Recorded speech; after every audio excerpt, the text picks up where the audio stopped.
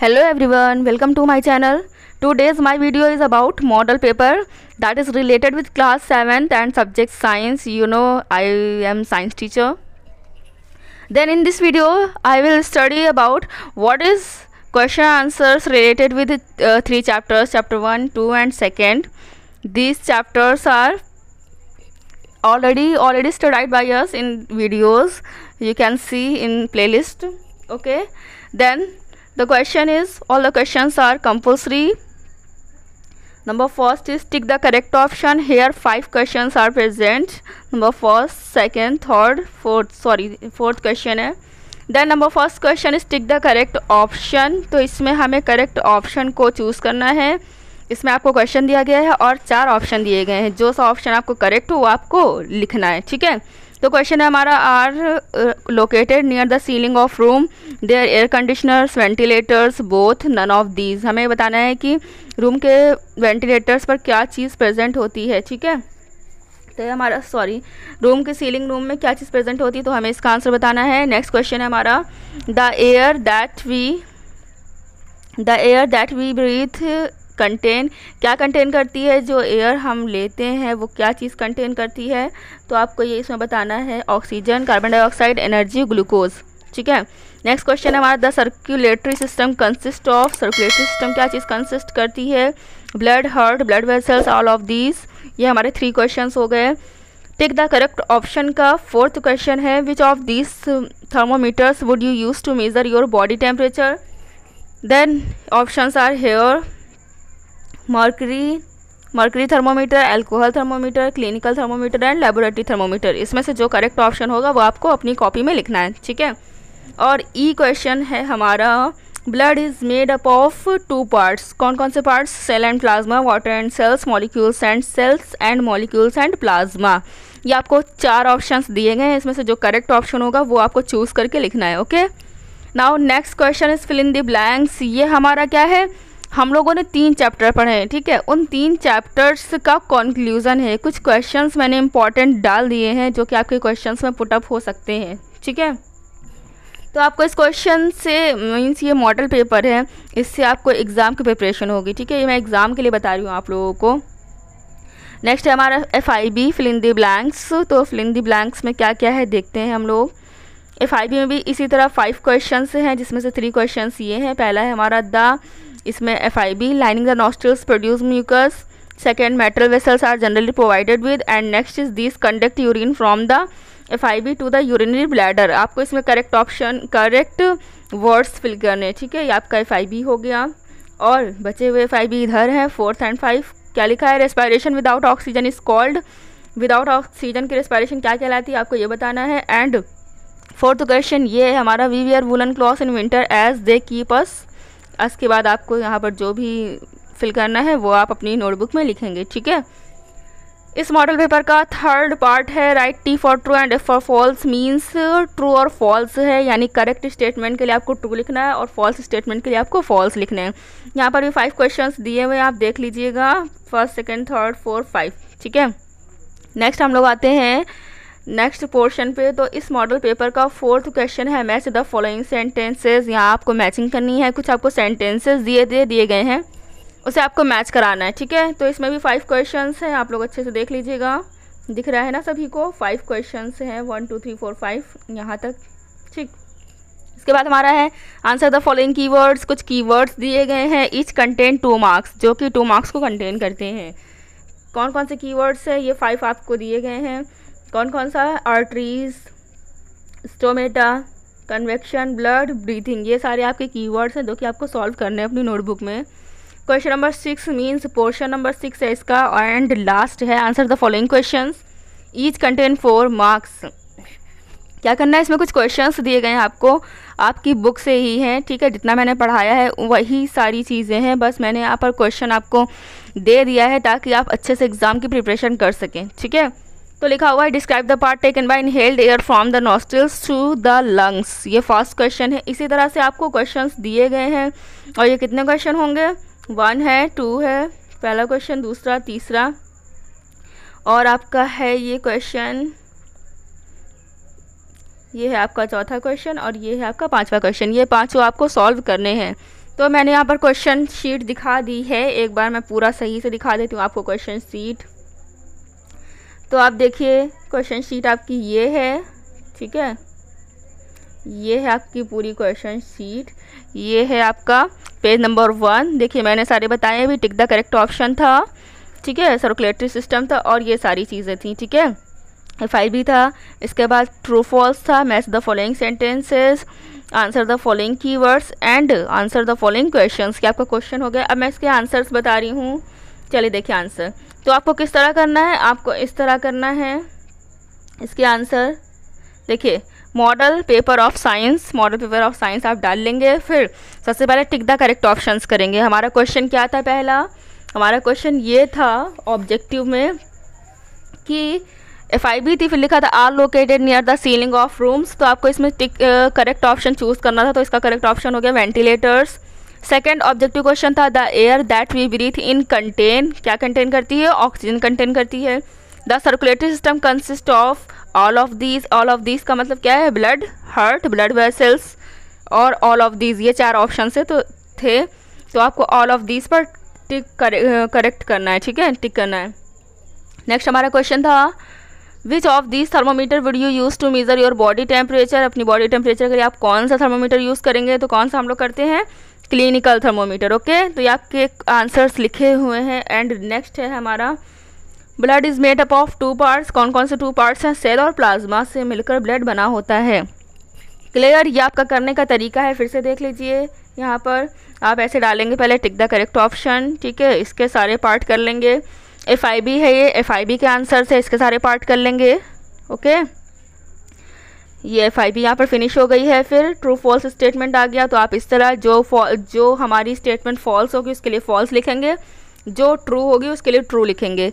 ये model paper का solution है। ओके, नाउ नेक्स्ट लिखा है मैच द फॉलोइंग सेंटेंसेस, तो आप मैचिंग कर देंगे। मैचिंग में करते क्या है, हम जो हमारा करेक्ट है स्टेटमेंट जिसके साथ, उसको हम सामने लिखते हैं, ना कि हम क्रॉस वाला सिस्टम करेंगे। क्रॉस वाला सिस्टम नहीं करना है। जैसे we get heat from the sun, तो आपको फ्रॉम द सन इसी के सामने लिखना है, ना कि आपको मैच कराना है, ठीक है। तो आप सामने सामने लिखेंगे।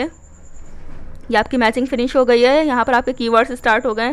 कीवर्ड्स कई सारे थे हमारे, arteries, stomata, convection, blood, breathing. तो ये सारे के सारे आपके कीवर्ड्स के आंसर्स है, ठीक है। तो आर्टरीज क्या है, arteries they carry oxygenated blood from the heart and distribute to all part of the body. ये क्या करता है, आर्टरीज हमारी बॉडी में सभी पार्ट से ब्लड को कलेक्ट करता है, और ब्लड को कलेक्ट करके क्या करता है, ये क्या करता है, हमारे हार्ट से ब्लड को लेकर पूरी बॉडी में फ्लो करता है, पूरी बॉडी में डिस्ट्रीब्यूट करता है। ये आर्टरीज हो गए। स्टोमेटा क्या है, plants take in and give out air through pores called stomata.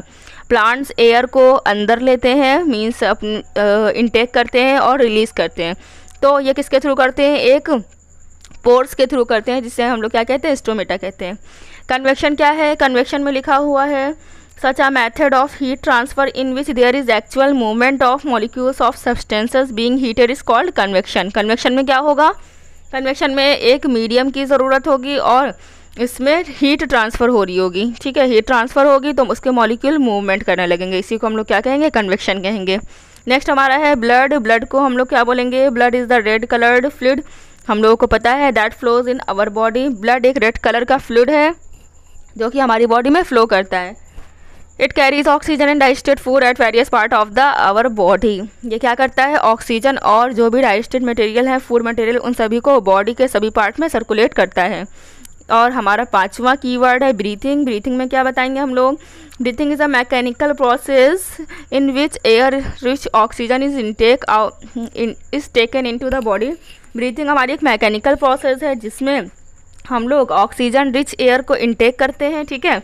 And carbon dioxide is given out, और जो कार्बन डाइऑक्साइड होती है उसे हम लोग रिलीज़ कर देते हैं। ओके, नाउ नेक्स्ट इज हमारा है आंसर द फॉलोइंग क्वेश्चंस। कुछ क्वेश्चंस दिए थे, मैंने भी आपको दिखाया था। तो जिसमें पहला क्वेश्चन ये था, describe the path taken by inhaled air from the nostrils to the lungs.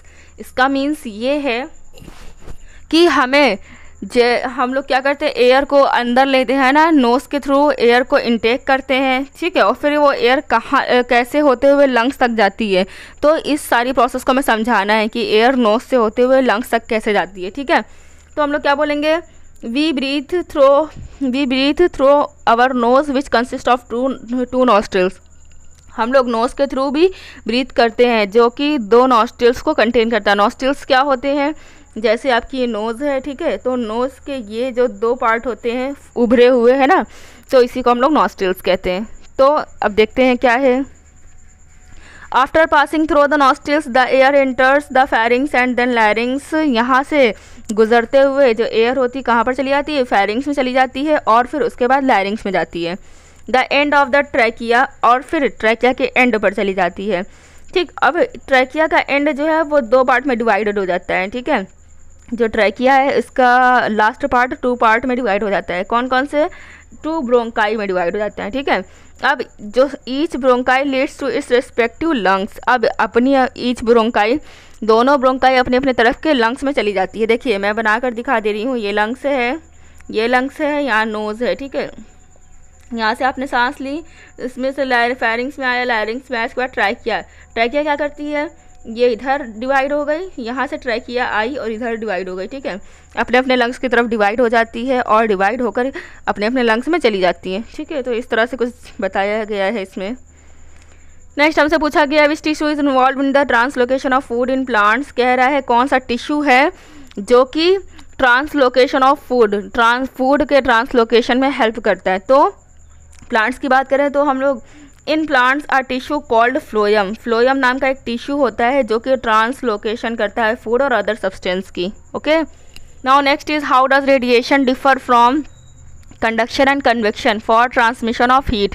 बोल रहा है किस तरह से कंडक्शन, कन्वेक्शन और कन्वेक्शन एक दूसरे से अलग है, मतलब 3 चीज़ें हैं, तीनों को हमें बताना है। तो पहला हमारा आ गया कंडक्शन, कंडक्शन को हम लोग बता देते हैं, फिर कन्वेक्शन को बताएंगे और फिर रेडिएशन को बताएंगे। ठीक है, कंडक्शन क्या है, देखिए the process of heat transfer from the hotter end of the an object to the colder end is called conduction. Conduction में होगा क्या, कोई ऑब्जेक्ट होगा, ठीक है, ऑब्जेक्ट कैसा होगा, हॉटर एंड से लेकर कोल्डर एंड तक के प्रोसेस को हम लोग क्या बोलेंगे, कंडक्शन बोलेंगे। मीन्स क्या है, जैसे कोई हमारा मेटल रॉड है, उसे हमने गर्म किया, ठीक है, तो वो गर्म हो जाएगा और फिर गर्म होने से लेकर ठंडे होने तक की प्रोसेस क्या कहलाएगी, कंडक्शन। कन्वेक्शन क्या है, there is actual movement of molecules, actual movement of molecules of substance being heated is called convection. Convection में क्या होता है, जब भी हम किसी भी मटेरियल को गर्म करते हैं या फिर किसी भी मीडियम को गर्म करते हैं तो उसके मॉलिक्यूल्स मूवमेंट करने लगते हैं, तो इसी को हम लोग कन्वेक्शन बोलेंगे। रेडिएशन क्या है, radiation the method of heat transfer that not require a medium is called radiation. Radiation में क्या होगा, रेडिएशन एक ऐसी प्रोसेस है जिसके अंदर किसी भी मीडियम की ज़रूरत नहीं है। मींस इसको होने के लिए, इस प्रोसेस को होने के लिए किसी भी मीडियम की आवश्यकता नहीं है। एग्जाम्पल है सनलाइट का ज़मीन पर आना। ठीक है, सूरज से जो लाइट आ रही है, क्या उसके लिए किसी मीडियम की ज़रूरत है, नहीं, चाहे कोई मीडियम हो चाहे ना हो, रोशनी जो है सूरज की वो आएगी ही आएगी, है ना। तो इसी प्रोसेस को हम लोग रेडिएशन कहेंगे। देन आगे कंक्लूजन क्या दिया हुआ है, in the method of conduction and convection we need a medium through which heat is transferred. मैंने बताया ना अभी, कंडक्शन और कन्वेक्शन में हीट ट्रांसफ़र के लिए मीडियम होना ज़रूरी है, मीडियम नहीं होगा हीट ट्रांसफ़र नहीं होगी। ठीक है, लेकिन जो रेडिएशन है उसमें हीट ट्रांसफ़र की आवश्यकता नहीं है। क्यों नहीं है, क्योंकि वो एक ऐसी प्रोसेस है जिसमें मीडियम ज़रूरी नहीं है।